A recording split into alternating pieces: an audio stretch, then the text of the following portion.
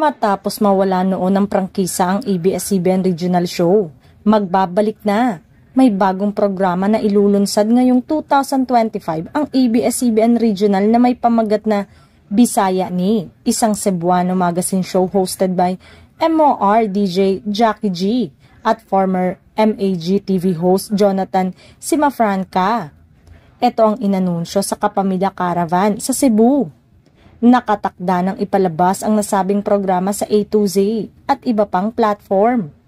Unti-unti na nga kaya ang pagbabalik ng mga nawala ng mga regional shows sa pagbangon muli ng ABS-CBN.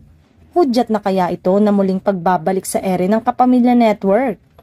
Inihain na nga kasi ng isang leader sa Kamara de Representantes ang isang panukalang batas para bigyang muli ng prangkisang ABS-CBN Corporation upang magkaroon muli ng television at radio broadcasting station sa bansa.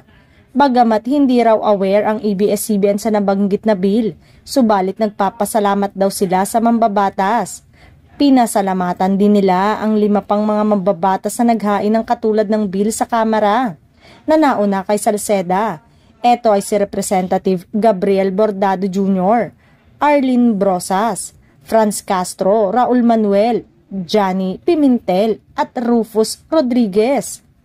Mayorya sa mga netizen ang naniniwalang karapat-dapat nang mabigyan ng bagong prangkisang ABS-CBN upang mapanood na ulit ang mga palabas nito sa Free TV.